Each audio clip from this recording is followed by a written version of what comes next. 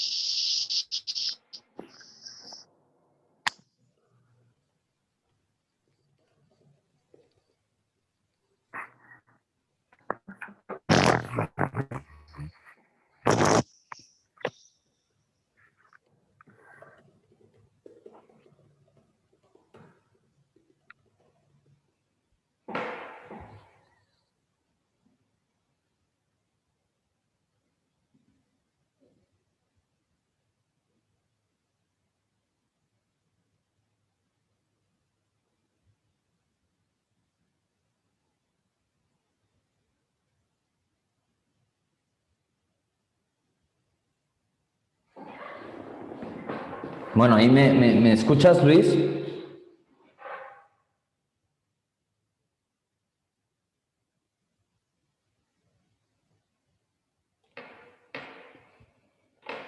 Sí, te escucho bien.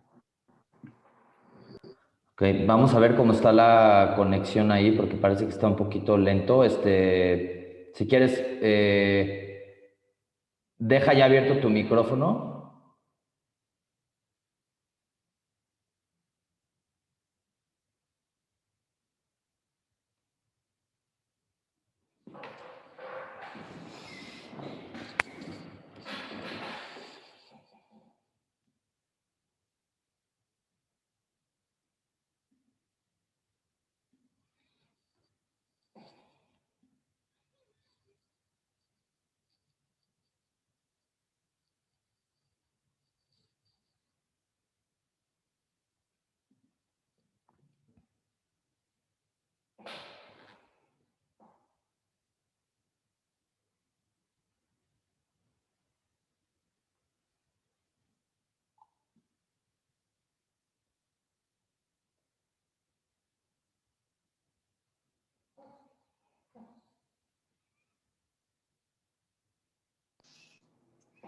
Bueno, vamos a empezar.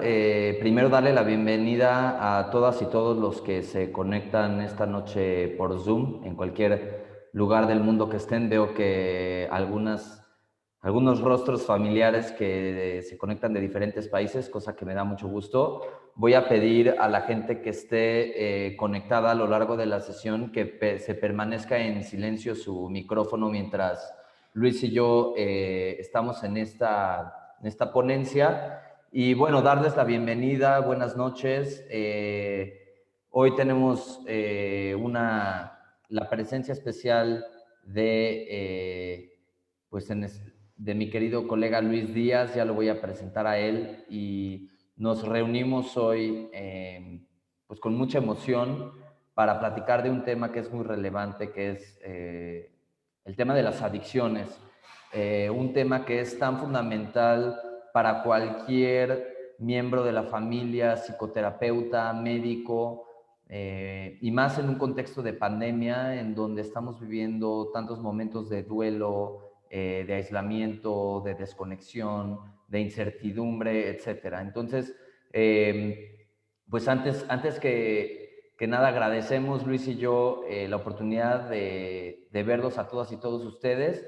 Recordar que este evento será grabado y lo estaremos subiendo a YouTube y a redes sociales para que quienes no se pudieron conectar en vivo y en directo pues puedan ver el programa posteriormente, ¿no? Entonces, me voy a dar la oportunidad de dar la bienvenida a mi colega de batalla, Luis Díaz. Voy a dar una pequeña introducción breve, y luego él me presentará a mí para no actuar desde la arrogancia, siempre desde la humildad, y que podamos compartir este foro para, entre muchas otras cosas, brindar este nuevo paradigma de la salud mental y del tratamiento de las adicciones. Creo que en nuestro país y en el resto del mundo tenemos por ahí algunos modelos que siguen siendo muy arcaicos, con ideas a veces distorsionadas, poco fundadas por la ciencia, y parte de esta conversación de cambio de paradigma en salud mental y adicciones es abrir la mente, abrir estas nuevas ideas y traer a la luz estos nuevos abordajes basados en la ciencia, basados en la compasión, dos elementos que son fundamentales, que son piedras angulares en el tratamiento sobre todo para adicciones, ¿no? Entonces voy a presentar al doctor Luis Díaz. El doctor Luis Fernando Díaz es médico cirujano por la Facultad de Medicina de la Universidad Nacional Autónoma de México, por la UNAM. especialista en psiquiatría, certificado por el Consejo Mexicano de Psiquiatría, en patología dual por la Universidad La Salle, en tratamiento de adicciones por el Centro de Integración Juvenil, y además realizó un posgrado en terapia familiar sistémica avalado por el Hospital Psiquiátrico Fray Bernardino Álvarez. Actualmente también se desempeña como académico en la UNAM y como director clínico del área de psiquiatría en el Centro de Diagnóstico Neurológico en la Colonia del Valle. Luis es un extraordinario docente y un extraordinario clínico y cuento con el gran privilegio de tenerlo aquí en esta sesión. Le voy a prestar este micrófono también para que él me presente y de ahí vamos a partir con esta ponencia que es nuevamente el tema de cambio de paradigma en la salud mental y en el tratamiento de las adicciones. Adelante, Luis. Claro, muchas gracias, buenas noches, bienvenidos a todos y pues muchas gracias por la presentación. Igual lo importante de esta sesión es saber que siempre el trabajo en equipo siempre va a funcionar más y pues es un placer trabajar y compartir muchos frentes con David. Igual lo presento. David Romanowski es egresado de la maestría en el estudio de las adicciones de la Universidad Hebraica y de la maestría en tratamiento de trastornos duales en la Universidad de Minnesota. Ha trabajado en el diseño de programas de prevención en distintas escuelas de la zona metropolitana y ha brindado servicio terapéutico especializado en adicciones para migrantes latinos en Estados Unidos. Ahora ejerce como docente en la maestría de los estudios de las adicciones de la Universidad Hebraica y maneja psicoterapia individual y de grupo para personas con trastornos adictivos. Y es un placer trabajar en conjunto porque hay casos muy complicados, vamos a hablar acerca de ellos y acerca de cómo podemos ahora ayudar más. Claro que sí, Luis. Pues qué interesante poder compartir este tema tan relevante hoy. Y me gustaría empezar un poco por desafiar, antes de entender las ideas más modernas o más precisas sobre lo que son las adicciones, me gustaría empezar a platicar contigo sobre qué ideas arcaicas y moralistas existen alrededor del concepto y de las personas que tienen adicciones, porque desafortunadamente, Luis, no sé si tú lo ves en tu práctica, estoy seguro que sí, pero todavía habitamos en ideas muy estigmatizantes sobre lo que son las adicciones. Y me gustaría que tú abras pie y camino en estas conceptualizaciones estigmatizantes de las adicciones. ¿Qué escuchamos? ¿Qué palabras peyorativas hay alrededor de este término o de estas personas? ¿Qué abordajes comunes son escuchados allá afuera, que son distorsionados en torno a las adicciones? Entonces, ¿qué nos podrías compartir tú, Luis, en torno a personas consumidoras de sustancias y en general sobre las adicciones desde estas posturas moralistas? Claro, es muy importante porque saber que el estigma nos toca a todos, desde familiares, desde profesionales. No es como pensar que el estigma solamente son algunas personas que no tienen el conocimiento, sino que tenemos muchas ideas, a lo mejor poco actualizadas acerca de cómo entender. Y quizá cuando conocemos a una persona con una adicción, con un problema de trastorno de consumo de sustancias, lo primero que nos da es miedo porque hemos visto como películas, nos han platicado y quizás solamente conocemos una parte de este gran espectro de personas que tienen problemas con el consumo.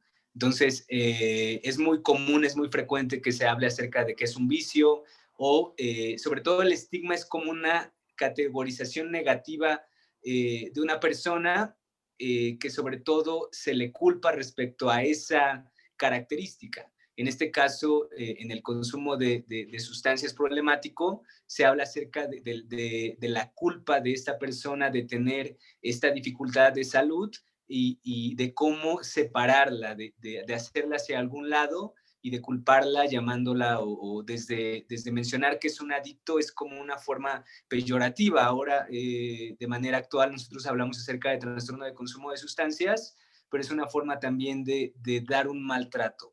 Esto es generalizado desde las personas que a veces en muchos casos se dedican también a tratar personas de salud mental hasta personas del gobierno. El estigma es tan grande que no hay programas adecuados y suficientes a nivel institucional. Y llegando a las familias porque no saben cómo ayudar de manera adecuada. Entonces es algo generalizado y que ojalá, y el propósito también de esta plática es disminuir este estigma conociendo más características y teniendo más información acerca de este problema que es complicado.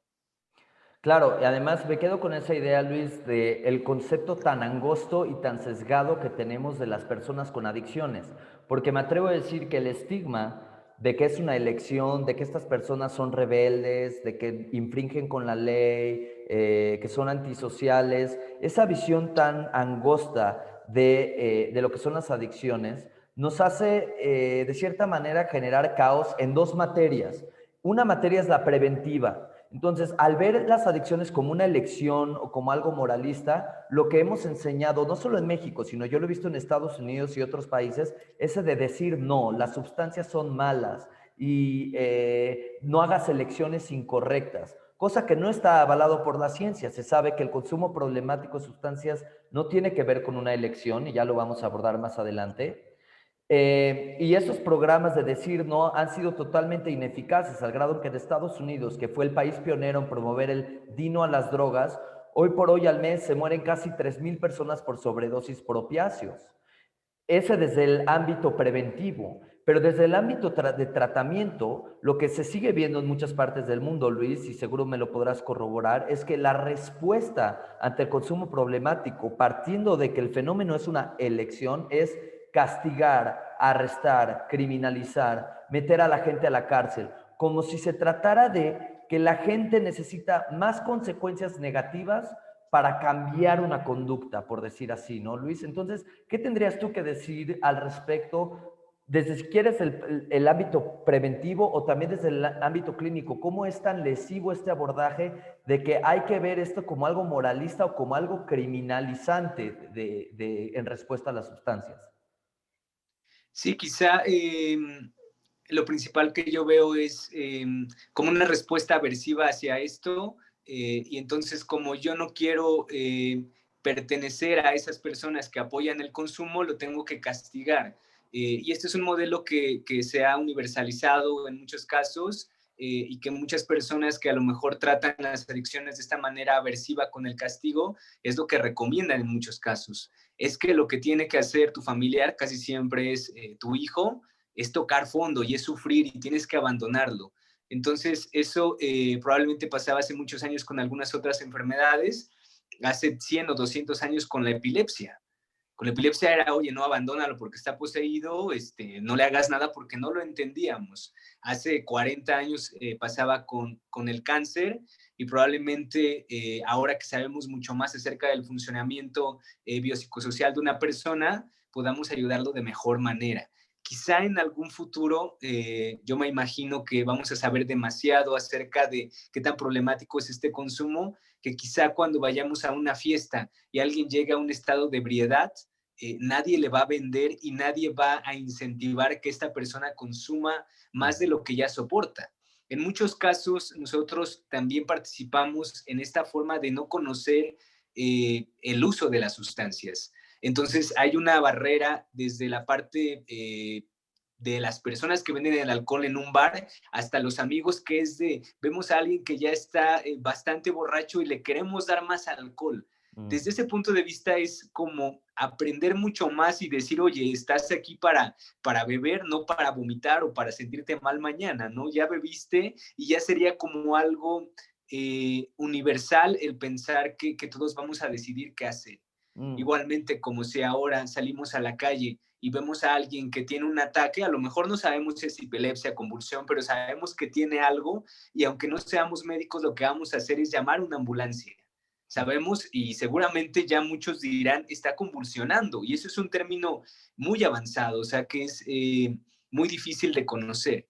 Esperamos en el futuro que si vemos a alguien en la calle tirado con algo de alcohol, igual pensemos lo mismo, hay que llamarle a la ambulancia, y lo que necesita esta persona es recuperarse, hidratarse, bañarse y regresar con su familia o a un lugar Y donde lo fíjate, atiendan. implícitamente lo que estás diciendo, Luis, y podemos empezar a transitar hacia ese modelo, es en vez de abordar el tema de las adicciones como una cuestión moralista y de elección, que se resuelve por medio de criminalizar, arrestar, juzgar, estaríamos pasando hacia un modelo que requiere mucho más atención de la salud pública. Y eso requiere de un trabajo multidisciplinario del cual ya vamos a hablar más adelante, ¿no? Pero por lo que me gustaría hablar primero, Luis, es que hemos tenido este concepto lineal de que tenemos una persona y una sustancia.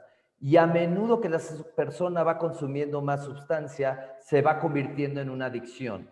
Pero creo que es fundamental empezar a abarcar este concepto de los factores de riesgo, en donde para que una persona desarrolle una dependencia de una psicológica y fisiológica de una sustancia, no es un camino tan fácil y tan predecible como fue consumiendo más, se hizo tolerante, ya desarrolló una adicción y llegó a tratamiento. Entonces, me gustaría, Luis, que nos compartas frente a la audiencia qué conjunto de factores de riesgo hace que una persona termine en una adicción. Porque, como digo, no es un fenómeno singular y tan predecible, sino que se requiere estudiar la gama completa de factores de riesgo que desencadenan en un comportamiento adictivo, sea de sustancia o sea de proceso, que también podemos distinguir eso. Entonces, compártenos un poco, Luis, sobre qué son los factores de riesgo y cómo estos inciden en el consumo problemático de una sustancia o cualquier conducta adictiva. Claro, un factor de riesgo lo vamos a tener todos. Es una característica que hace que tengamos la predisposición mayor o menor a tener algún problema, en este caso una enfermedad, una dificultad de salud mental. Principalmente en el tema del consumo de sustancias, de las adicciones, pero yo diría en un tema generalizado en medicina, lo principal es el modelo biopsicosocial. Va a haber factores biológicos, factores psicológicos y factores sociales. Quizá me adentro un poco más en los factores biológicos y te regreso a la pregunta para los factores psicológicos y entre los dos hablamos de los sociales. En cuanto a factores biológicos, se refiere a características tanto heredadas como pueden ser de nuevo o adquiridas, que tienen que ver cómo responde mi cuerpo a la sustancia y qué características tengo yo que me hacen un poco más vulnerable o predisponente a esto. Todos tenemos características, somos un poco más ansiosos o más relajados, más impulsivos, y cada una de estas características, digamos que es un rompecabezas de nuestro cerebro. Nadie tiene las piezas completas de ese rompecabezas. Siempre nos hace falta algo, o de repente tenemos a veces insomnio, o de repente a veces como que somos muy relajados o desorganizados, no pensando en trastornos, sino pensando en características. Cada uno tenemos características diferentes, pero si eso se va sumando y yo soy una persona ansiosa, que tiene, digamos, unas áreas vulnerables y encuentro que una sustancia hace que me relaje, hace que ya pueda hablar, tengo dificultad para interactuar y me siento más cómodo de esta manera, no significa que ya desarrollé un problema, pero he encontrado una solución que quizá no es la adecuada. Entonces, hablando de esos factores biológicos, cada uno tenemos diferentes áreas del funcionamiento que pueden funcionar de manera diferente y todos hemos buscado la manera mejor de fortalecer eso. Puede ser con el café, puede ser haciendo ejercicio, una dieta, fumando, teniendo o teniendo algunos espacios para relajarnos con el alcohol, pero es decir, siempre estamos buscando cómo sentirnos mejor. Y me Esa sería la parece, parte un poco más biológica. y sí, me parece interesante, ¿no? Subrayar ese punto tan importante que vamos a explicar. Somos seres biopsicosociales.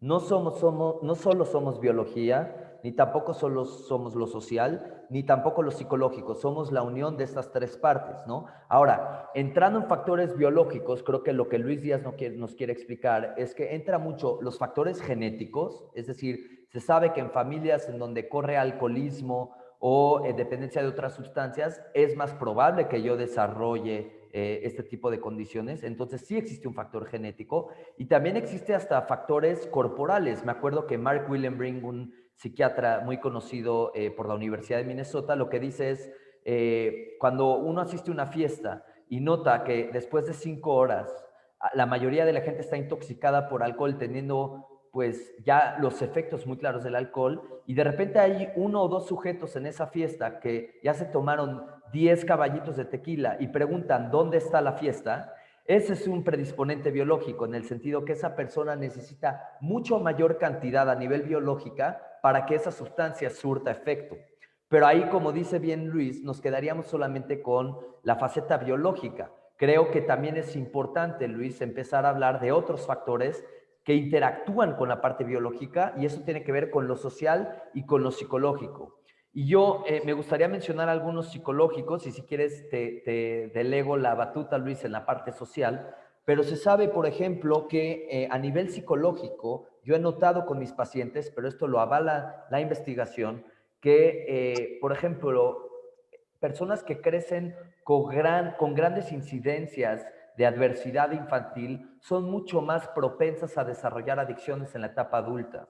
Y con la adversidad infantil yo me refiero a abandono dentro del hogar, la pérdida o la muerte de alguno de los padres mientras somos niños, puede ser presenciar violencia de pareja entre los padres cuando soy niño, puede ser haber presenciado que a mi padre o a mi madre se la llevaron a la cárcel. Entonces tiene que ver con una serie de pérdidas con figuras que en teoría estarían ahí para cuidarme, me agreden. Está comprobado que todas estas experiencias adversas de la infancia que inciden en la arquitectura cerebral pueden ejercer como grandes factores de riesgo en la etapa adulta. Entonces, ya no solo es un tema, como bien dice Luis, de la sustancia y cómo ejerce su poder en mi cuerpo y en mi mente, sino también es ver en qué esferas emocionales está creciendo la persona.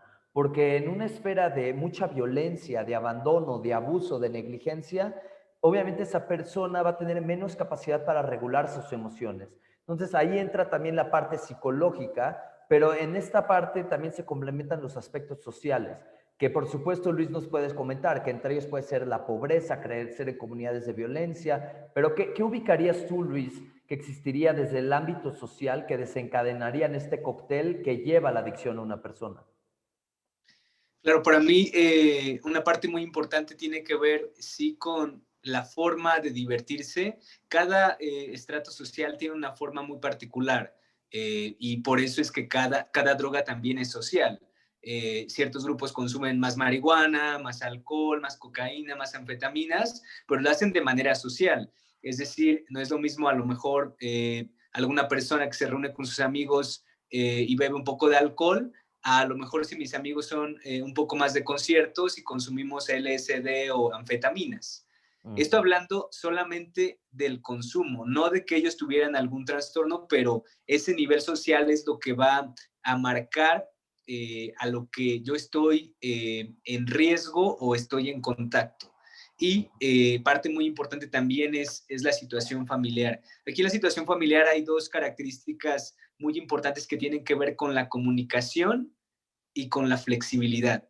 Si tenemos una familia demasiado rígida en donde no se puede cambiar ninguna regla y donde tampoco hay participación, es decir, que cada uno de sus miembros pueda ser parte de la toma de decisiones, podemos a lo mejor tener conflictos porque me voy a sentir muy acorralado.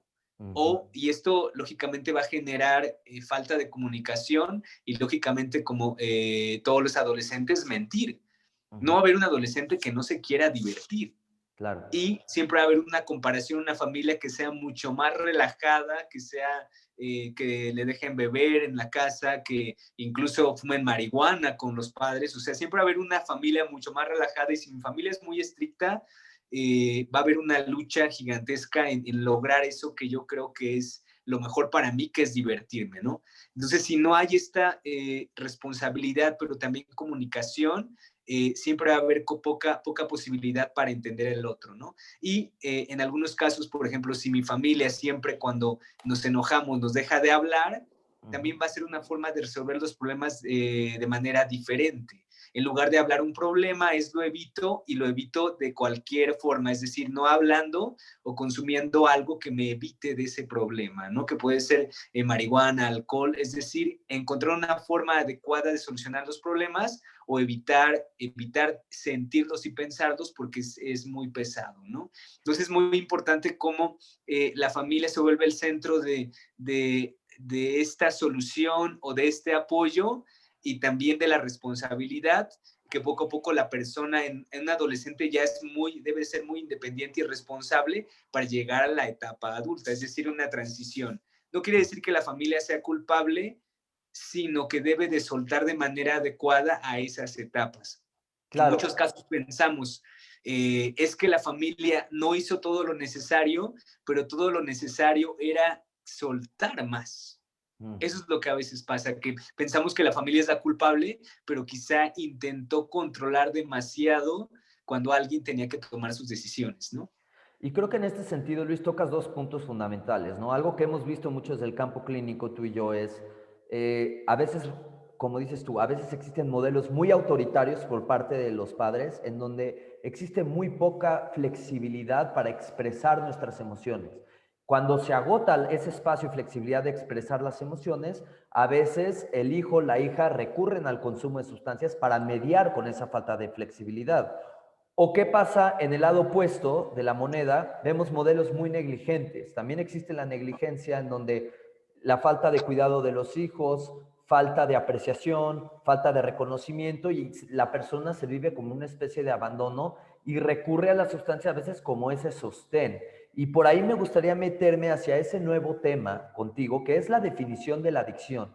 Y la adicción a mí me gusta definirla a veces como esta respuesta con una sustancia para hacer frente cuando se me agotan otros recursos emocionales. Es decir, la sustancia, como dice Gabor Maté, que es uno de mis mentores, que es un médico canadiense especialista en adicciones, dice que cuando hablamos de adicción, la pregunta nunca debe ser ¿por qué la adicción? Es decir, ¿por qué el consumo?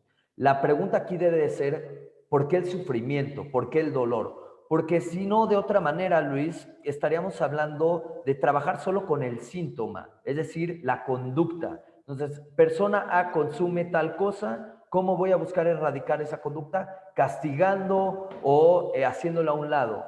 Pero no estamos hablando de esa sustancia como qué busca la persona por medio de esa sustancia, qué sensación busca amortiguar o qué busca anestesiar esa persona, que por eso está recurriendo a la sustancia como un método de supervivencia, no como una elección consciente, por decirlo así. Entonces, ¿qué nos puedes decir desde tu definición y abordaje, Luis, sobre las adicciones de cómo suplen una necesidad de esta sustancia? Y no significa que por eso justificamos la conducta, pero si nos vamos directamente a castigar la conducta, dejamos de entender las razones subyacentes que emanan en esa conducta. ¿Qué nos puedes decir sobre eso, Luis?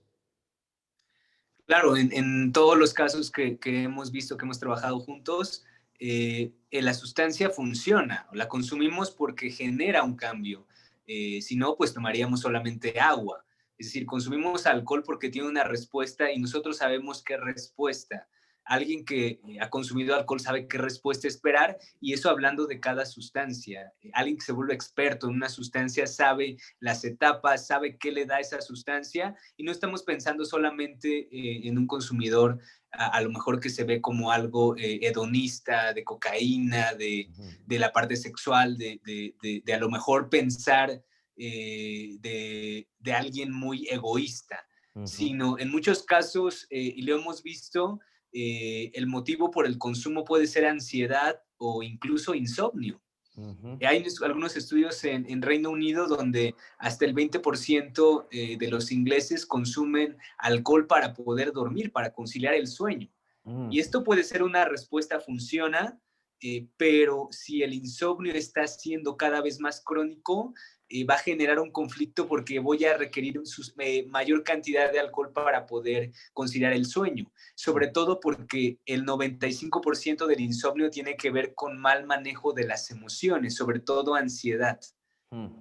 Y si no resuelvo qué es lo que me está ocasionando insomnio y la respuesta es el alcohol, pues el alcohol se vuelve como algo al que me vuelvo como muy dependiente, no hablando farmacológicamente, sino hablando como utilitariamente. Si no consumo alcohol no voy a dormir. Y también el alcohol sí hace que duermas, pero no entras en etapas profundas del sueño. Entonces concilias el sueño, pero estás dormitando. Y esto es algo súper frecuente. También personas que llegan a tener trastornos de ansiedad, fobia social, y que el alcohol funciona excelente porque así se me quita el miedo, se me quita el tartamudeo. O sea, Claro. entonces ni siquiera estamos pensando en aquel que se inyecta y que pensamos que es algo que es negativo, sino en muchas circunstancias la sustancia genera un efecto y este efecto en muchos casos es para mejorar el rendimiento, como Y lo hemos hablado en trabajadores, ¿no? me atrevo a decir, Luis, porque con esto me das pie a un abordaje muy importante en el tratamiento, y ahí es donde se junta la ciencia con la compasión.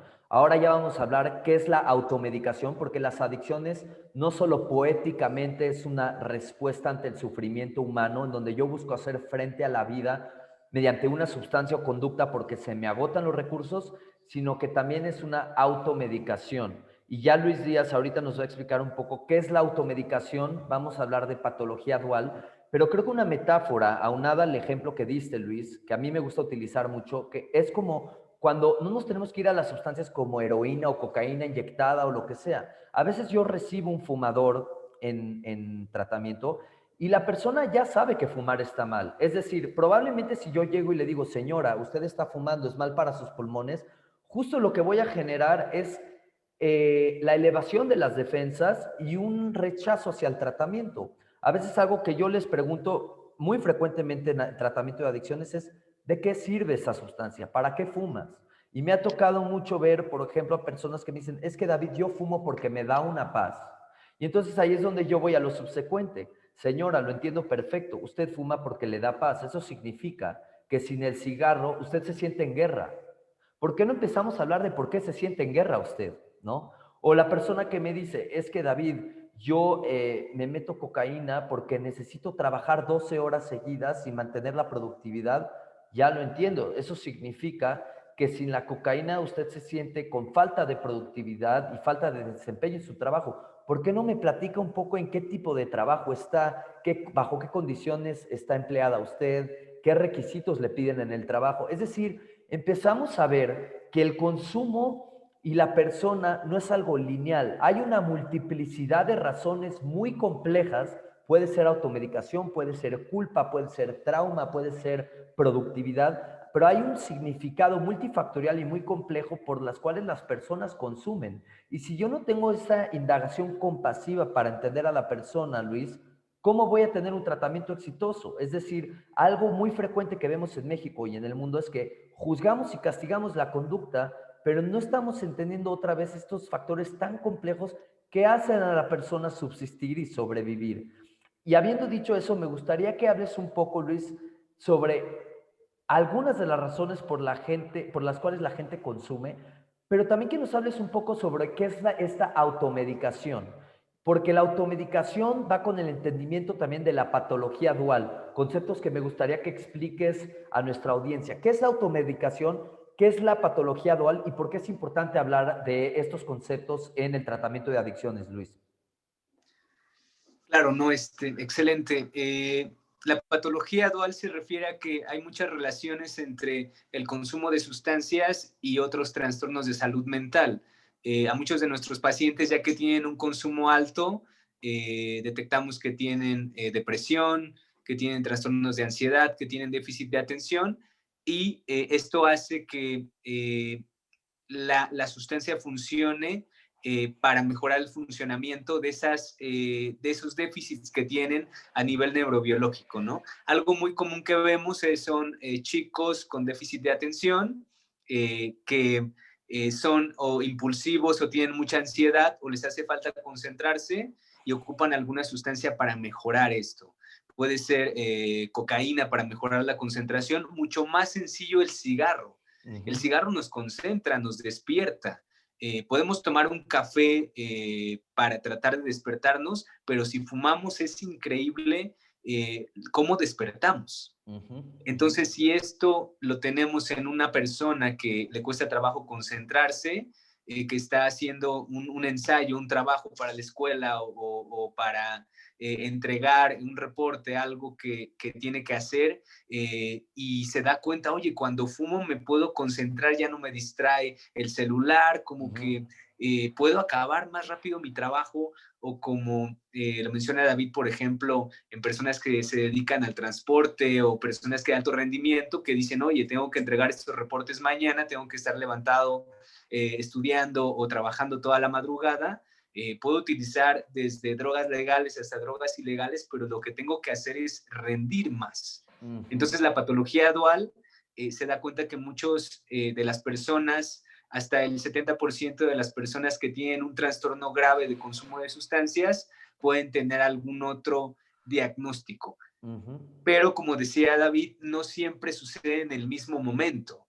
Hay veces que puede ser alguien que ha tenido depresión, de repente se recuperó y de repente pasa algo y tuvo una dificultad en el trabajo, una ruptura sentimental, y en ese momento el consumo de alcohol que estaba tranquilo se potencia, y el mismo consumo de alcohol predispone a que también desarrolle otra vez depresión, porque a lo mejor comete más errores o porque de esta manera tiene más dificultades para enfrentar estos problemas, y pueden ser de manera paralela los trastornos o las enfermedades, o lo que vemos en muchas ocasiones es que sean sinérgicos, es decir, que uno alimenta al otro. Tengo problemas en mi familia porque voy mal en la escuela y estoy muy estresado, y entonces fumo marihuana para relajarme, pero eso hace que me corran de la escuela porque no hay un programa adecuado de Ujú, prevención, de entender a la persona que está fumando y de darle, de lo que hablábamos acerca de un tiempo para mejorar y de ujú. resolver esos conflictos por los cuales estaba fumando marihuana, y entonces tengo un problema doble o triple, y entonces Claro. mejor miento porque es muy difícil decirle a mi familia, me va a castigar, me va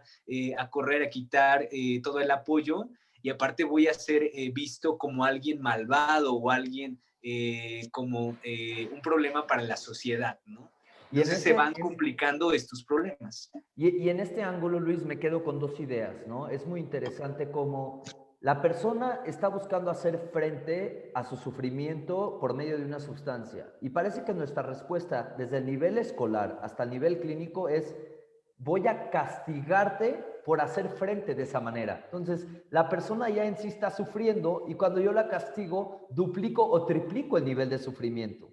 Cuando desde estos abordajes compasivos, como bien tú y yo planteamos, de qué suple esa sustancia, para qué lo haces, me sirve mucho más para entender a la persona en su mundo y en sus circunstancias, y no nada más en su conducta, por decirlo así, ¿no?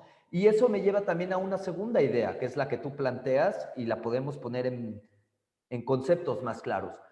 Antes lo que se veía en el trabajo de las adicciones y por eso era tan ineficiente el tratamiento, llegaba una persona, vamos a suponer, con alcohol y problemas de depresión, ¿no? Entonces se iba esa persona a la clínica de la depresión y le decían, ¿sabe qué, señor Juan? Usted tiene un problema de consumo del alcohol y está deprimido, pero aquí solo trabajamos con la depresión y si usted no resuelve su problema de alcohol, se va a seguir deprimiendo, entonces no lo podemos tratar hasta que trabaje con su problema de alcohol.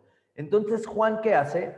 Va a la clínica de adicciones específicamente y le dicen, Juan, vemos que usted consume alcohol, pero usted está deprimido. Si no resuelve el tema de la depresión, nosotros no le podemos ayudar. Entonces, esos modelos de secuencia hacen que Juan esté buscando, ¿qué hago? ¿Trabajo primero con la depresión o me voy a la clínica de adicciones para trabajar con el alcoholismo? Cuando ambas condiciones se tienen que trabajar simultáneamente. Entonces, me gustaría, Luis, en palabras sencillas para nuestro quórum y para quienes nos siguen amablemente, que nos expliques qué significa este modelo integrativo y por qué les ayuda a los consumidores de sustancias. Claro, antes hablábamos de algunos modelos multidisciplinarios, ahora sabemos que hay otra palabra mucho más rimbombante que es transdisciplinario, que es trabajar de esta manera. Si no vemos que los síntomas depresivos potencian el consumo y el consumo potencia los síntomas depresivos, y no actuamos dando el tratamiento adecuado para las dos cosas, no va a funcionar. Eso es muy importante porque una persona que a lo mejor tiene ideas suicidas, cuando consume alcohol van a aumentar estas ideas suicidas. Entonces tenemos que darle un tratamiento para que pueda controlar la ansiedad, el craving, el deseo del consumo, y la otra es el tratamiento adecuado también para la depresión. Si no hacemos esto de manera adecuada, va a ser muy difícil que la persona mejore de manera global. Claro. Y también hablando de esto en otros programas respecto a otras condiciones que a veces tratamos de manera adecuada, como por ejemplo una persona esto es bastante común, depresión, consumo de alcohol y que fume, y que desde el primer instante queremos quitarle todo y no sabemos que cada una de estas cosas está haciendo está teniendo cambios específicos o está ayudando. Entonces, en los tratamientos globales, se espera que una persona por lo menos tenga 6 meses a un año de remisión del consumo antes de intentar o de tratar de dar un tratamiento para el consumo de tabaquismo. Y lógicamente esto tiene que ser algo profesional, se le tiene que dar una alternativa. Si le decimos deja de fumar, pues la verdad es que va a ser un conflicto porque van a regresar los síntomas depresivos y van a regresar, la ansiedad va a estar muy fuerte, y hay muchos estudios que hablan acerca de la respuesta antidepresiva que tiene el tabaco. El tabaco, claro que también nos genera una motivación, nos genera sentirnos mejor. Lógicamente es algo recomendable que se vaya quitando, pero que se vaya quitando de manera adecuada, siempre con un tratamiento sustitutivo, ya sea parche de nicotina, chicle, no solamente decirle, oye, pues quita el cigarro, es un vicio, porque de todas maneras he visto muchos casos que llegan aquí al consultorio de estaba bien, pero de repente dejé de fumar y al mes empiezan con crisis de ansiedad. ¿Y qué es lo que pasó? Pues es que dejé de fumar, pero pues, me sentía bien, pero ahorita no puedo dormir y tengo crisis de ansiedad. Claro. Lógicamente, después de fumar 20 cigarros, algo sucedió en el cerebro y tenemos que hacerlo de manera adecuada. No le Y más, decimos que vuelva a fumar, sino le damos un tratamiento adecuado, ¿no? y más entendiendo esto, Luis, otra vez, con nuestra naturaleza biopsicosocial que tenemos. Porque a mí me pasa que puedo ver un paciente que está deprimido y tiene un consumo de marihuana muy alto, por decir, y hago la adherencia terapéutica, pero el nivel tan exacerbado de marihuana o de alcohol que trae posiblemente no nos permite entrarle a juicio y que la persona se sienta tranquila para tocar temas emocionales. Entonces ahí es donde entra el trabajo psiquiátrico, donde un medicamento va a ayudar a disminuir esa ansiedad tan álgida o ese cuadro depresivo en donde trae un estado de ánimo tan abajo, a levantar o a minorar, según sea el caso, sus síntomas para entrar a la parte emocional. Pero aquí te volteo aquí la pregunta para ti. No sé si te ha pasado que dice el paciente, no, yo no quiero terapia, yo solo quiero la pastilla mágica que me quite la depresión. Ahí es donde tampoco estaríamos trabajando de manera integral, porque trabajar los aspectos emocionales es tan importante como los síntomas agudos psiquiátricos. ¿Qué tienes que decir al respecto, Luis? Porque a veces pensamos que esa pastilla es la solución, pero los temas emocionales o familiares o psicosociales son tan relevantes como la parte farmacológica. Claro. Es muy raro, ¿no? No me ha pasado que no soliciten psicoterapia, porque desde el principio les explicamos que el medicamento ayuda a nivelar estas características que ocasionan los síntomas, pero los cambios que se tienen que hacer son profundos y a nivel terapéutico. Yo, entrando en este tema, sobre todo los medicamentos, lo que más cuesta trabajo, y tú me ayudas mucho, es que la persona acepte tomar medicamentos, porque hay un mito acerca de que, bueno, si tomas este medicamento vas a estar peor porque dejaste el alcohol, pero vas a consumir chochos o medicamentos, y esto va a hacer que tengas una adicción más fuerte, y que, como vemos en algunas películas de personas que toman algún medicamento y se vuelven asesinos o transforman su personalidad. Hay mucho miedo respecto a esto. ¿Y qué te Lógicamente, parece? Perdón que te interrumpa, Luis. ¿Qué te parece? Ya que hablaste del miedo, creo que sería importante que ampliemos esta discusión a hablar de estos mensajes distorsionados que hay en tratamiento. Y me parece que el primero tú implícitamente lo acabas de decir. Cuando un paciente que antes estaba tomando alcohol, es decir, se estaba automedicando la depresión con el alcohol para no sentir esta sensación de tristeza aguda, de insomnio puede ser, de bajo estado de ánimo, falta de placer por la vida, etcétera. Entonces buscaba el alcohol. Ahora le damos un antidepresivo para que en vez de que se automedique, que esté bien medicada. Sin embargo, existe la distorsión de que en vez de ser adicta o dependiente del alcohol, ahora la persona va a ser adicta a los antidepresivos. Ese es un mensaje distorsionado, porque justo los antidepresivos es medicar adecuadamente al paciente en vez de que se esté automedicando. Entonces, ahí hay una idea distorsionada de lo que es la psiquiatría. Creo que otros mensajes es esta idea, Luis, de que el paciente tiene que tocar fondo. Solo tocando fondo va a poder mejorar. ¿Qué otros mitos conoces tú, Luis, que puedas informar a la población en el tratamiento de las adicciones? Uno, por supuesto, como mencioné, es estás dejando una sustancia por otra, cuando en realidad es gracias a este medicamento controlado ya no te estás automedicando. Otra es esta idea de tienes que tocar fondo, pero si dejamos que toque fondo, ¿en qué otra condición, diabetes, cáncer, hipertensión, le decimos al paciente, regresa cuando tu corazón deje de latir, ¿no? Entonces, me gustaría que nos menciones algunos de estos conceptos erróneos, además de estos dos que existen en el tratamiento de adicciones, doctor Luis. Claro. Uno que es bastante frecuente, aunque a lo mejor no de manera directa se menciona, tiene que ver como que los padres son los culpables de la adicción de sus hijos y que pasado dos cosas, o lo consintieron demasiado o digamos que lo que le faltó fue amor. Mm. Entonces, eso es como una respuesta de pensar de, es culpa de los padres, este actuar de su hijo, principalmente, ¿no? Pero estoy hablando acerca de como que hay una deuda y lógicamente esto hace que los padres sientan como mucha culpa. Y actúan desde esa dinámica en donde ahora, después de mucho tiempo, tienen que regresar a un equilibrio. Y entonces ceden muchas cosas que a lo mejor al final no están de acuerdo por esta culpa o por este actuar de decir, seguramente fue porque no te di suficiente o porque no lo hice de manera adecuada. Y en este caso, para profundizar es... pueden existir algunos casos en donde el consumo sea problemático, pero sea leve. Pero hay algunos otros donde desde muy pequeño la conducta es muy complicada. Hay una parte en donde si yo me doy cuenta que ya me estoy peleando demasiado con mi hijo, estoy teniendo problemas de pareja, problemas con mi familia, existe como una dificultad para solicitar la ayuda, como si yo no fuera suficiente o no fuera capaz y me sintiera un inútil y entonces ya no sirvo. ¿Cómo puede ser que yo no pueda resolver mis propios problemas? Pero Claro. esto es muy importante porque si ya tengo una dificultad y mi hijo está teniendo un mal desempeño académico y ya lo corrieron una vez de la primaria, lo ideal es encontrar ayuda profesional. Claro.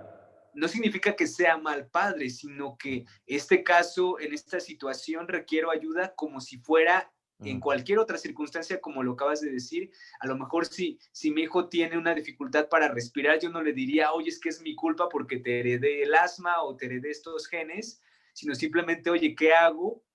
O busco la información y lo llevo al neumólogo, al alergólogo, le dan tratamiento y listo. Entonces Además, yo creo que tiene que ver mucho con... nos quedamos con esta idea, perdón Luis, creo que una parte importante con la que me quedo yo es este lenguaje binario, en donde nos vamos a no adicción, buena familia, adicción, pésima familia, la mala familia, ¿no? Y desde ahí vendemos mucha culpa, cosa que no incita a los pacientes o a los familiares a adherirse y a motivarse en la participación de tratamiento, ¿no? Entonces, creo que vamos viendo, desmitificando varias cosas. Uno, no, la adicción no es una cuestión de voluntad.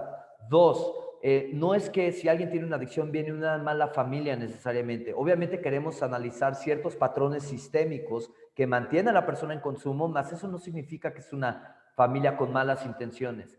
Tres, esta del paciente tiene que tocar fondo o de que está reemplazando una sustancia por la otra, pues no. Si la sustancia o el medicamento psiquiátrico es el adecuado para que el paciente deje de automedicarse y funcione mejor, esa es otra idea.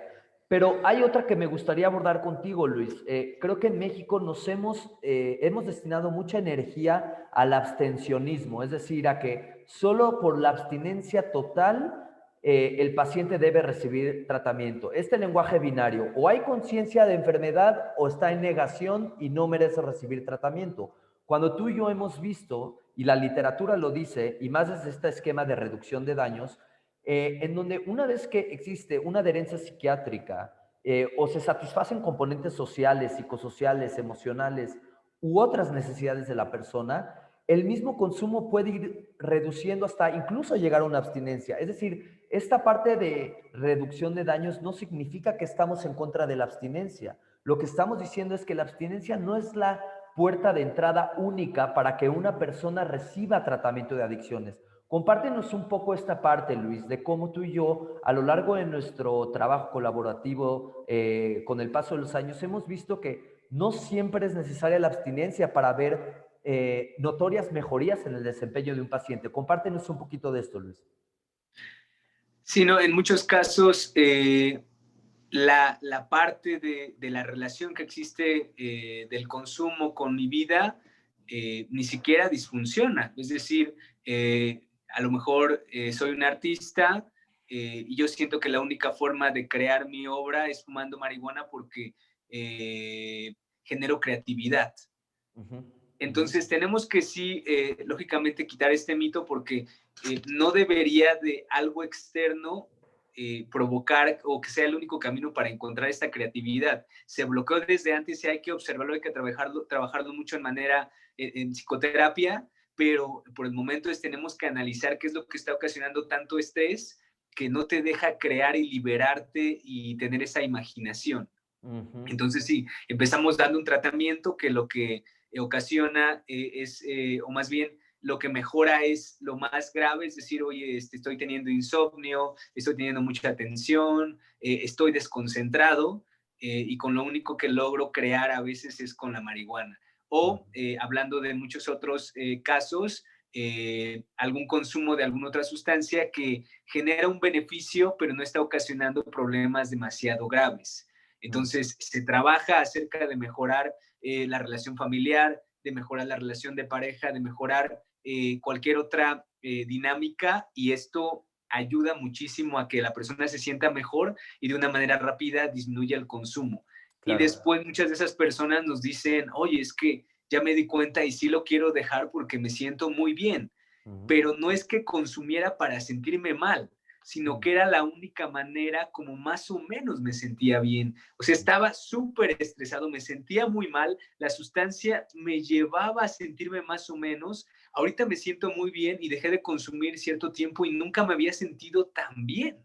Claro, y ahí es donde vemos cómo la sustancia no siempre es la causa, a veces es la consecuencia de una serie de cosas, de tal manera que en el trabajo tanto psiquiátrico, por decir, le vamos dando el antidepresivo o el ansiolítico a la persona para ir disminuyendo ciertos síntomas, pero luego de repente encontramos que la persona consumía porque estaba desempleada, porque no tenía sustento, porque no tenía sentido de vida, porque se peleaba mucho con su padre.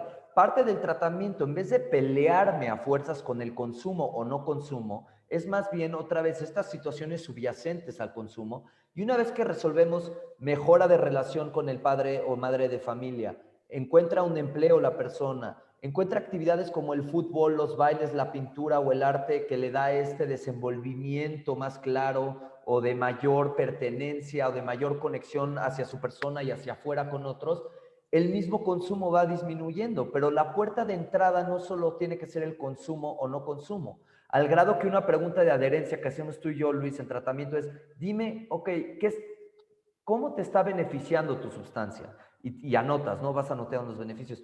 ¿Y cómo te juega en contra la sustancia? Es decir, escucha a la persona en su relación con la sustancia. Y eso es un paréntesis importante hacer en esta conversación. La adicción no se define por el alcohol, ni por la marihuana, ni por las apuestas, ni por las compras. Se define por mi relación con esa sustancia. Es decir, no hay sustancias o conductas malas por sí mismas. Hay relaciones conflictivas con esas conductas o sustancias. Pongo un ejemplo claro aquí.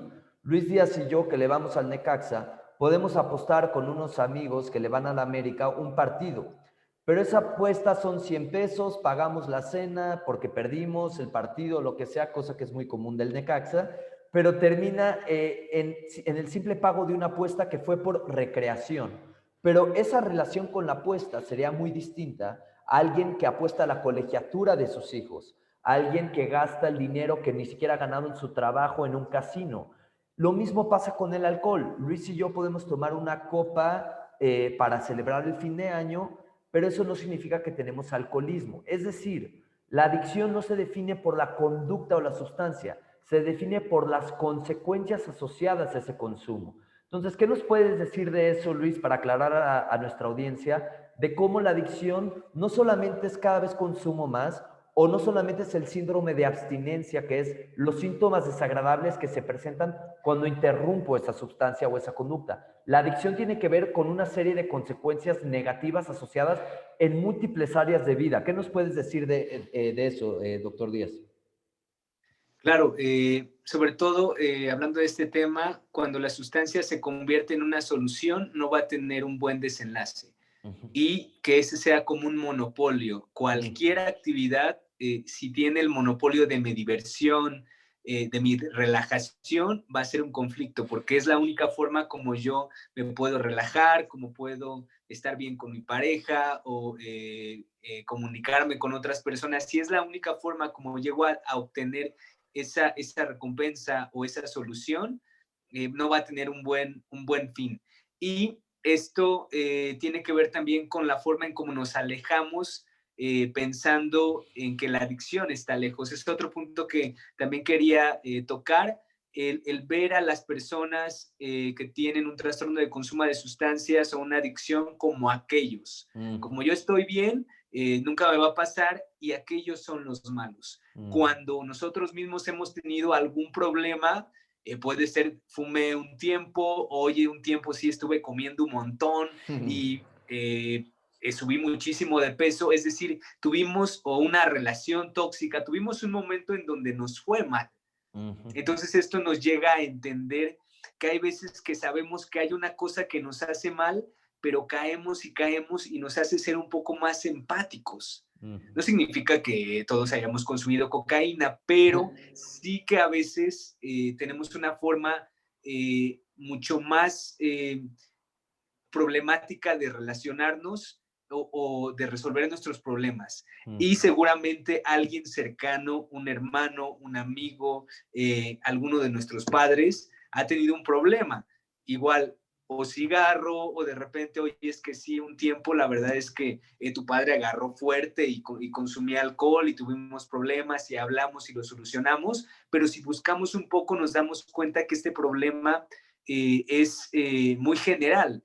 Claro. Y también regresando un poco a esto de los mitos, hablando de la forma solamente de ver esto como una enfermedad crónica y degenerativa y que va a acabar mal, cuando muchos de nosotros, de las personas que conocemos, a lo mejor tuvo un problema y lo pudo solucionar de muchas maneras. Lógicamente con el apoyo familiar, solucionando estos problemas, mejorando la relación con nosotros, cambiando de trabajo. Es decir, hay muchas veces que tenemos que hacer esos cambios de manera más profunda y en muchos casos si requerimos atención terapéutica, tomar algún medicamento, no significa una debilidad, sino Claro. son nuevas cosas que nos ayudan a resolver los problemas y que si hoy resolvía cómo comunicarme mejor con mi esposa o cómo no pelearme con mi jefe o de plano decir, oye, estoy ganando lo que quiero, pero esto me genera demasiado estrés y estoy peleando con todos y súper estresante, es lo que quiero de mi vida y hay que tomar esa decisión que es muy, muy difícil. Entonces, eso habla de un crecimiento, de un autoconocimiento y de qué es lo que quiero, porque a lo mejor ahora estoy trabajando 14 horas al día, pero dentro de unos años no voy a poder y ya voy a tener dañado el corazón porque la cocaína ocasiona en muchas veces arritmias. Claro. Entonces no voy a poder tener el mismo ritmo de a lo mejor 20 años, 25 años a 40, 45 años y también de mi calidad de vida no va a ser la misma. Y Entonces me tiene que ver atrevo, con esto, con pensar en las adicciones como el otro eso. y también pensar en las adicciones que es algo ya para toda la vida. Y eso me atrevo a decir, me voy a autoacusar a nosotros dos, Luis, en el sentido que hay una actitud muy arrogante de profesionistas de la salud en tema de adicciones. Yo me paro aquí, soy la persona en poder y el consumidor está abajo de mí. Cuando lo que estamos hablando en pocas palabras es lo que dices tú de humanizar esta experiencia. ¿Cuántas conductas no hemos buscado nosotros mismos que sabemos conscientemente que no están bien, pero de alguna manera nos enganchamos en esa conducta porque temporalmente nos ayuda o a quitarnos la ansiedad o el dolor o la tristeza?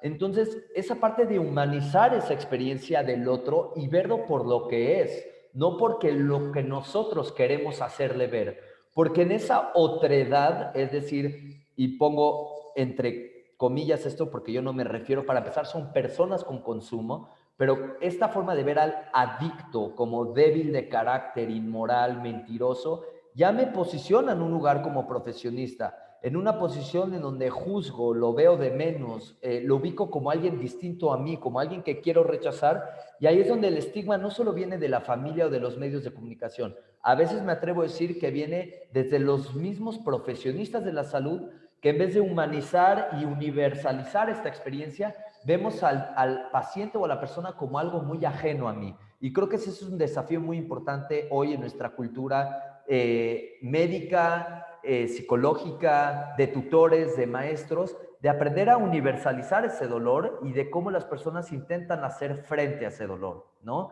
Y habiendo dicho eso, Luis, me gustaría, en los últimos 10 minutos quizás, sé que un concepto adquirido en México muy antiguo es esta versión de que tiene un problema, la persona mándelo directo a doble A o a los 12 pasos.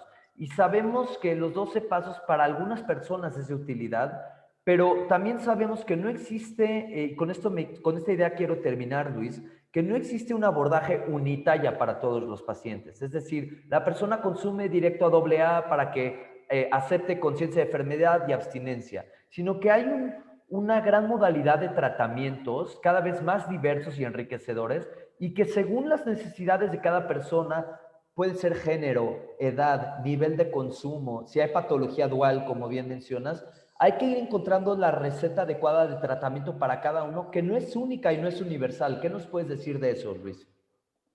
Sí, la verdad es que en muchos casos, en muchos problemas que hemos tratado de resolver, ha sido como con la ayuda de otros profesionales. A veces es con el apoyo de la psicoterapia individual, de familia, a Uh veces -huh, de pareja, a uh veces -huh. el fármaco, a veces no. Y esto es una de las preguntas que hacían aquí en el chat, ¿no? ¿Qué pasa cuando no el padre no acepta el medicamento? Hay que también hablar con los padres. Esto es algo muy diferente que tiene que ver con el tratamiento individualizado que hacemos. En muchos casos hablamos con todas las personas, hablamos con los padres, con el paciente, con la pareja, porque cada uno tiene una perspectiva diferente y cada uno quiere apoyar. Uh -huh. Entonces tenemos que hacer un equipo, dar mucha información y sobre todo lo que nos preguntan mucho los pacientes es cómo ayudo a alguien que está padeciendo, que está sufriendo una adicción. Y yo diría hay que ayudarlo como si fuera cualquier otra situación problemática. Uh Hay que -huh. buscar información, hay que buscar a alguien profesional, hay que informarnos, hay que leer muchísimo y ver de qué manera lo podemos ayudar. Eso lo haríamos como con cualquier otra enfermedad, pero sí cada caso es individual y hay veces que tenemos que tener mucha imaginación para poder solucionarlo y ver que al final la ayuda tiene que ser por este paradigma, a veces con medicamento, a veces sin medicamento, o sea, hay una cantidad gigantesca De de opciones. opciones, de cambiar el círculo social, Uh de -huh. mejorar la relación y la comunicación, y hay veces que la relación está tan fracturada por la culpa, por el miedo, que tan solo mejorando la comunicación entre padres e hijos dices, o sea, es que está increíble, o sea, y a lo mejor continúa el consumo más leve o no continúa, pero los familiares se van o están muy contentos porque dicen, wow, yo pensé que había perdido la relación con mi hijo y nunca nos habíamos llevado tan bien. Y lo Claro. comprendo y ya hablamos, entonces es cambiar de manera profunda, que cada uno ejerza sus papeles. A veces, en muchas ocasiones, lo que sucede es que los padres quieren hacer antidoping cada 8 días y vigilar y no dejar ni siquiera que salgan a ver la ventana, creyendo, fantaseando que ellos pueden controlar el consumo. Y eso es Cuando bien sabemos interesante que... porque, perdón interrumpir aquí, Luis, pero luego me dicen los papás, es que si deja de consumir todo estaría ya arreglado. A veces el mismo paciente deja de consumir y aparecen otros problemas en la familia. Es decir, entonces en ese sentido, incluso a nivel familiar, yo le digo, una frase que le digo mucho a los padres de familia es, deja de fijarte en cambiar el consumo, cambia la relación. Si tú logras cambiar la relación, va a cambiar el consumo. No busques cambiar el consumo condicionando la relación. ¿Sí me explicó? Creo que el orden de los factores ahí es importante porque caemos en esta distorsión en donde es que, claro, si Luis dejara de consumir todo sería perfecto. ¿Y cómo es tu relación con Luis? ¿Qué mantiene a Luis en consumo? A veces depende de esta interrelación de personas en la familia, ¿no? Exactamente. Y también esta fantasía de controlar, de yo voy a ser el que saque a mi familiar de la adicción, que es también, estoy dando todo de mi vida, pero también entonces le exijo demasiado. Y esto es algo incorrecto. Hay en muchas ocasiones en donde el paciente, los padres del paciente son psicoterapeutas, y el psicoterapeuta, la psicoterapeuta dice, no, es que ya lo analicé y ya di el medicamento y ya hice todo, pero no tiene que ver con la experiencia o con las características o con qué tan bueno soy como profesional, sino que no es mi papel. No, mi papel, aunque mi hermano, aunque alguien, mi padre, mi hijo tenga una adicción, yo no puedo tratarlo. Yo debo Claro. de ocupar ese papel, debo de ser el amigo, el hermano, porque si no voy a sentir un montón de culpa, de responsabilidad y lo voy a hacer mal. Aunque yo sea experto, no puedo hacerlo. Claro. Entonces yo tengo que ocupar el papel que me corresponde, y hacer lo mejor que pueda como familiar, pero como terapeuta o como carcelero me va a ir muy mal, voy a hacerlo mal porque no es el papel que me corresponde y porque no es la misma relación de confianza que existe entre mi terapeuta y yo que entre mi padre, y no pensando que mis padres son malos, Claro. sino porque siempre hay secretos, siempre hay cosas que muchas veces ni siquiera hablo conmigo. Entonces, tiene que haber ese nivel de relación y también un control que lo lleve el profesional.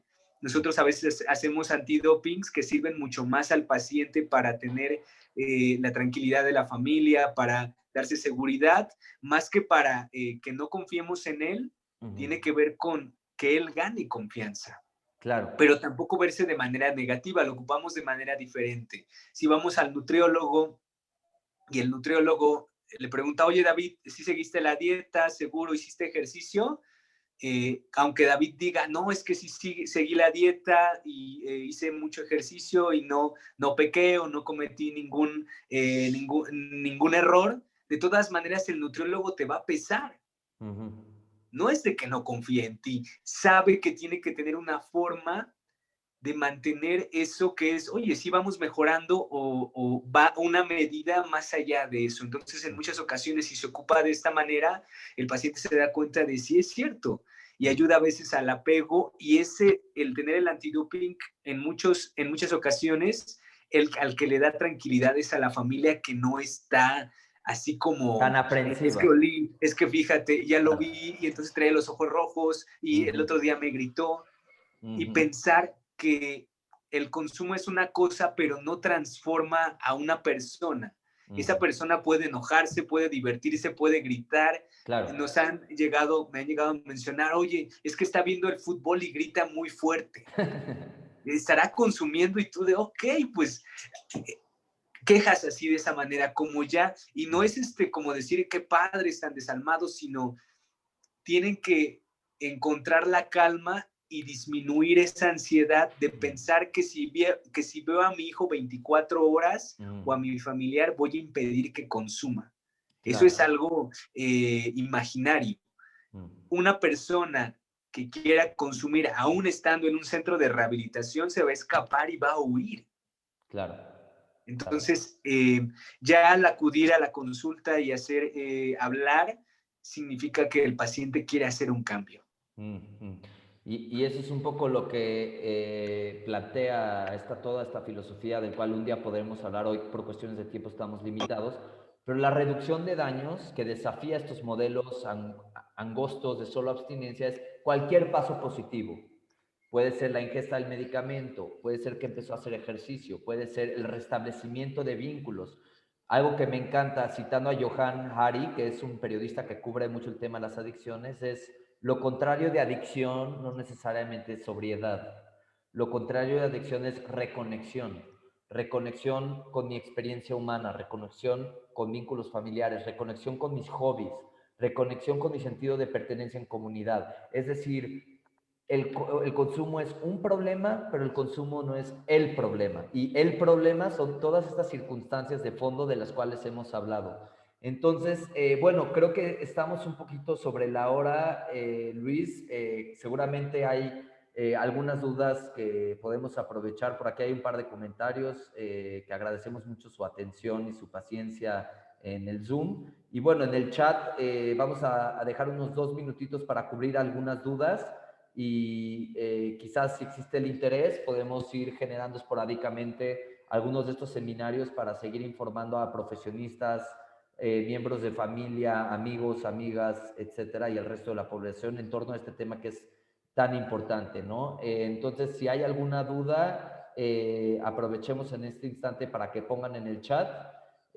Ponemos unos 5 o 10 minutos para responder y luego ya nos iremos despidiendo, pero agradecemos mucho la presencia de todos los que están aquí. Luis, no sé si quieras agregar algo antes de pasar a la sección de dudas. Estás en silencio. Listo. Sí, tenemos una lista completa de temas que tenemos que profundizar, hablar más de una manera más específica, por ejemplo, la familia, los eventos adversos en la infancia, algo de patología dual, y vamos a ir analizando cada uno y también darle su tiempo para profundizar, pero en esta primera sesión queríamos como ampliar ese tema que a veces es bastante angosto del consumo de sustancias y hablar acerca de los ejemplos o de los caminos diferentes que tienen las personas para llegar a esta situación. Entonces voy a ir mencionando algunas cosas, Luis, algunas si quieres responderlas tú, otras yo. Primero, Emanuel Hernández nos pregunta: ¿dónde podría tomar un diplomado, curso, posgrado sobre patología dual? Hay algunas maestrías en México que ofrecen sobre todo maestrías y diplomados en adicciones. No sé si haya un enfoque de patología dual en algún lugar, Luis. No, tiene que ser, bueno, el único que existe es de la Sociedad Española de Patología Dual, entonces meterse a su página, se supone que ya iba a abrir una sociedad mexicana de patología dual, pero todavía no se concreta, entonces sería en Estados Unidos o en España, lo más recomendable. Otra pregunta aquí, esta la puedo contestar yo. Mencionan aquí, y ojo con el lenguaje, la voy a leer como tal, pero dice: si el adicto no pide ayuda, quiere decir que no quiere salir. Primero, dejemos, y esto compasivamente los invito a no hablar como los adictos o el adicto. Son personas consumidoras de sustancias, personas con consumo problemático. Depende del caso.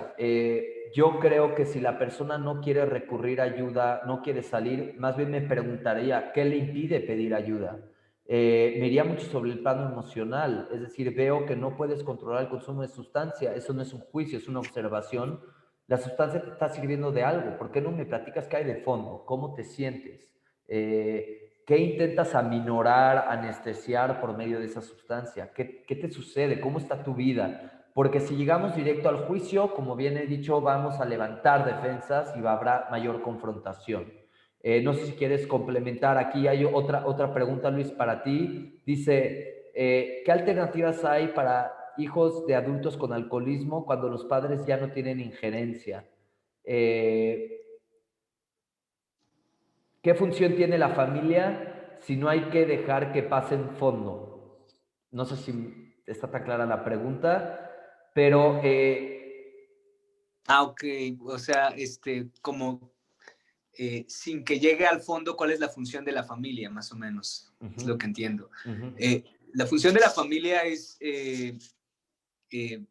de temprana, en la etapa temprana, tiene que ver con hacer responsable a las personas, responsable por sus actos. La familia tiene que educar en este papel desde aproximadamente los 6 años. El niño cada vez tiene que ser más responsable, por ejemplo, el decidir a la hora de dormir, si va a comer o no, después si él va a hacer la tarea o no, es decir, empezar a hacer una transición en donde cada vez sea más responsable. Si ahorita ya estamos con un problema de conducta que a veces es muy frecuente, no significa que ayer ya consumió, se fue de la casa y dijo groserías. Esto estamos hablando de varios años.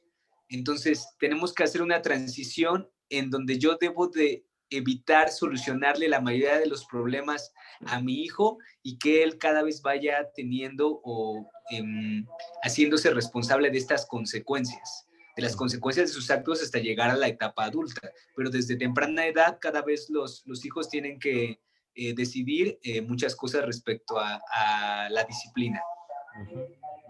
Aquí hay otra que dice que por favor digan cómo las personas pueden saber que a quién acuden la persona adecuada para apoyar el tratamiento, porque de verdad el gran problema es que mayor parte de la gente corren a los anexos y eso es algo importante, ¿no? En este sentido, obviamente sabemos que en nuestro país una de las tristes realidades es que existe falta de profesionistas especializados y entrenados en adicciones y en patología dual, y entonces lo mandan a estos anexos. No quiero decir que todos son malos necesariamente, pero muchos de ellos con falta de regulación, ya hay un pésimo trato, los denigran, les quitan sus derechos humanos, los humillan, los maltratan y es lo que decía un poco anteriormente yo. Sabemos que sobre todo un consumo problemático de sustancias, de raíz y de fondo hay dolor y sufrimiento. En el momento que yo lo mando a un anexo y le violan sus derechos humanos, estoy retraumatizando a la persona. Es decir, es como si se me abre una herida aquí en el hombro y llega alguien a pegarme y a darme cinturonazos para que se me olvide el dolor. Eso no va a suceder. Entonces, en ese sentido, siempre es importante, en la medida de lo posible, buscar a un médico psiquiatra especializado en este tema o a un psicoterapeuta que tenga entrenamiento y conocimiento de las adicciones. No siempre es posible, sabemos que la falta de oferta puede ser pues un factor que impide el tratamiento adecuado. Aquí comenta también comunidades terapéuticas de tratamiento, seguramente internamientos en clínicas que están avaladas por o autorizadas por el gobierno, médicos, psiquiatras, son muchas las opciones, pero que no dejen que en estos centros violenten las garantías y los derechos individuales de los consumidores. Eso es bien importante, ¿no, Luis? Sí, claro. Hay muchas preguntas respecto a qué hacer cuando una persona parece que no quiere la ayuda y coincido contigo en que no sabe cómo solicitar la ayuda. Entonces hemos tenido muchos casos así en donde se le recomienda y se habla a toda la familia, las personas más cercanas y hablan con el paciente respecto a la importancia de que tome el tratamiento porque ya tuvo algunas conductas de pelea, que puso en riesgo su integridad, que se siente muy mal y en muchas ocasiones a estos pacientes que son muy impulsivos ya los han llevado a clínicas donde les ponen soluciones para bajar el nivel de abstinencia y yo sería la sugerencia que les doy, decir que tomen un tratamiento que no es internado, que no se les va a castigar y en casos que han sido muy complicados, vienen, toman esta terapia, se les explica el tratamiento, la mayoría acceden porque es un nivel de ansiedad muy alto y después conforme se trabaja, si a pesar del tratamiento no hay una reducción del consumo, se les sugiere internamiento, pero en muchos casos, en todos los que hemos trabajado, han sido voluntarios. Es decir, el paciente dice, sí es cierto, o sea, no puedo frenarme, ya me di cuenta que a pesar del tratamiento, la terapia está haciendo demasiado esta impulsividad y deciden internarse de manera voluntaria y la verdad es que cambia muchísimo El el pronóstico. pronóstico. Ujú. Entonces, si lo internamos y lo llevamos a fuerza, a veces el primer mes, los primeros 2 meses es de una lucha gigantesca y también de agresividad, o sea, porque no lo llevan así como amablemente, o sea, lo llevan amarrado y todo, ¿no? Ujú. Entonces, hasta en las situaciones más graves que hemos tenido, lógicamente no podemos generalizar y decirle, oye, dile, vamos al psiquiatra. Muchas veces tenemos que conocer a la familia, identificar qué cosas, qué roles cumplen cada una de las personas y en muchos casos lo más difícil es cuando el consumidor es el padre y el Ujú. padre es el que sostiene toda la casa, Ujú. o sea, es el Claro. que tiene más poder. Pero hasta en esos casos que son ultra difíciles porque no tenemos como un poco eh, mediar el poder. Si es el hijo, se le puede llevar como un poco a regaños, a fuerza, y ya aquí ya después lo solucionamos en la consulta, pero si es el padre, el consumidor, y es un padre así que casi mantiene a la familia y otras familias, es súper complicado. Pero Ujú. hasta en esos casos hacemos equipo con los hijos, con la esposa, y si están convencidos hacemos la plática y muchos, o sea, la mayoría han aceptado, ¿no? Y yo Ya estoy en casos seguro, muy complicados tendríamos que conocerlo, pero se hace, o sea, se hace toda la estructuración de la familia y cada uno cómo actuar para poder hablar con el paciente. y yo estoy seguro que en ese sentido, y ya respondo a la última pregunta antes de irnos, yo veo el tratamiento exitoso de las adicciones y patología dual desde tres ejes. El eje psicofarmacológico, por supuesto, el eje psicoterapéutico emocional y el eje hasta sistémico familiar. Contar con esos tres ejes es fundamental porque le hacemos frente desde múltiples perspectivas, corrientes y abordajes, y eso es aumenta o mejora el pronóstico de todo eso. Y la última duda que me voy a llevar de aquí dice que si es mejor, comenta Vania, si es mejor primero ir con un psicoterapeuta y de ahí partir si se necesita fármacos. Depende del caso. En algunos casos sigan con Luis Díaz, notan que necesita un fármaco. Luis Díaz déjenme nada más silenciar aquí tantito el...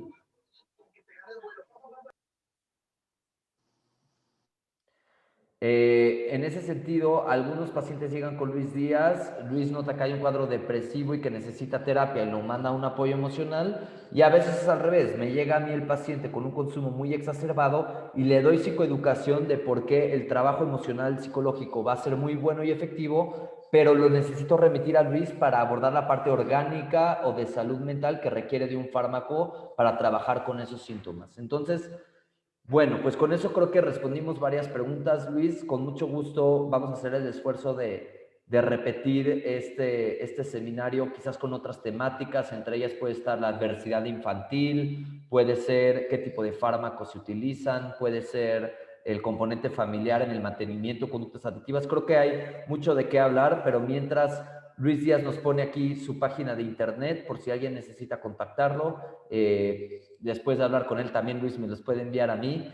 Y con eso, bueno, concluimos este seminario. Luis, agradezco mucho que hayas estado con nosotros. Agradecemos, por supuesto, al público. Te dejo con unas palabras para finalizar, Luis. Yo me quedo con una que me encanta que menciona Gabor Mate, que es: solo bajo la ausencia de juicio y presencia de compasión, la gente podrá ver la verdad. Es decir, si tanto estamos emitiendo juicios, vamos a levantar más defensas, pero al ser compasivos podemos obtener lo que realmente necesitamos de los pacientes y lo que ellos necesitan de nosotros. Te cedo el micrófono, Luis, para terminar. Claro, yo sobre todo solamente mencionar, a veces tenemos problemas muy graves en la familia y este es un problema que tiene que llevar a la unión. Así como cuando hay una muerte muy grave y qué es lo que hacemos, ahorita no podemos, pero nos reunimos y hablamos y nos apoyamos. En este caso es, oye, ¿qué pasa con un familiar? A veces pensamos que es nuestro enemigo. Lo que tenemos que hacer es quizá comprenderlo y siempre va a haber alguien que se lleve un poco mejor. es o el hermano o por ahí le dijo, pero hay alguien, o sea, siempre hay alguien que sabe, oye, es que sí, a mí me dijo que se quiere matar. O sea, siempre hay alguien en ese secreto, en esa confidencialidad que conoce un poco más o se lleva un poco más con esta persona, con este parte de nuestra familia que está sufriendo. Entonces es hablar claro, hacer una reunión, tratar de ser honestos y saber que lo único que queremos es que esté mejor y así unidos va a ser muy difícil, de verdad es muy complejo que no podamos ayudarlo.